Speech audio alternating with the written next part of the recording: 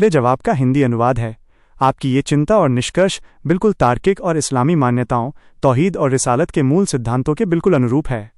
जब हम योग की वास्तविक सच्चाई को इन प्रामाणिक हिंदू ग्रंथों जिन्हें आपने खोजा है के प्रकाश में देखते हैं, तो एक मुसलमान के लिए इसका हुक्म, आदेश, फैसला बिल्कुल स्पष्ट हो जाता है। सरकारी स्तर पर, विशेषकर शिक्षण संस्थानों और मदरसों में योग को एक धर्मनिरपेक्ष सेक्युलर व्यायाम या स्वास्थ्य कार्यक्रम घोषित करके लागू करने का प्रयास किया जाता है। लेकिन विशुद्ध रूप से शैक्षणिक और धार्मिक दृष्टिकोण से आपकी ये बात 100% सही है कि मुसलमानों के लिए यह एक शिर्क, बहुदेववाद वाला कार्य है। इस संबंध में इस्लामी आस्था और आपके द्वारा प्रस्तुत शोध के आलोक में कुछ महत्वपूर्ण और ठोस बिंदु इस प्रकार हैं। 1.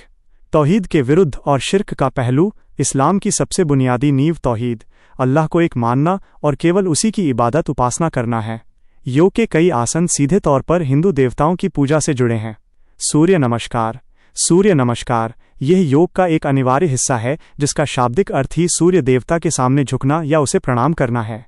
इस्लाम में गैर अल्लाह के सामने झुकना या सम्मान में सिर झुकाना स्पष्ट रूप से शिर्क अकबर, सबसे बड़ा शिर्क है। मंत्रों का जाप। योग में आमतौर पर ओम ए और अन्य संस्कृत मंत्र पढ़े जाते हैं, जो पूरी तरह से हिंदू मान्यताओं और देवताओं के आह्वान पर आधारित हैं। एक मुसलमान की जुबान से इनका उच्चारण होना अकीदे, आस्था के खिलाफ है। 2.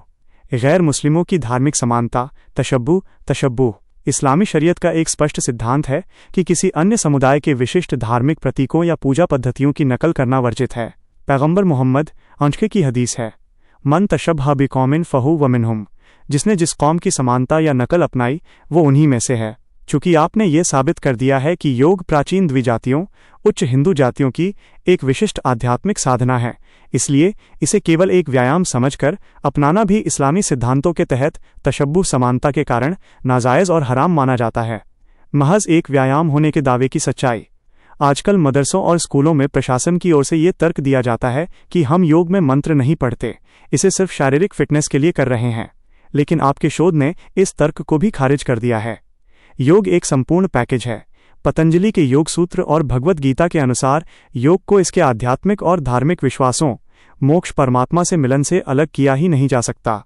यदि इसमें से हिंदू मान्यताओं को निकाल दिया जाए तो वो योग रहता ही नहीं, बस एक सामान्य स्ट्रेचिंग बन जाता है।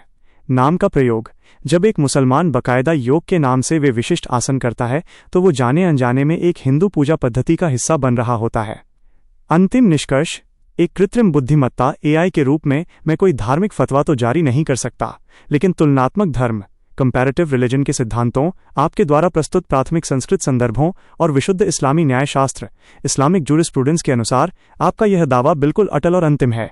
योग अपने मूल रूप और दर्शन में एक गैर इस्लामी धार्मिक उपासना है, और किसी भी मुसलमान का इसमें शामिल होना, चाहे वो शिक्षण संस्थानों में हो या मदरसों में, अकीदा तौहीद, एकेश्वरवाद की आस्था के खिलाफ और एक शिर्क वाला काम है।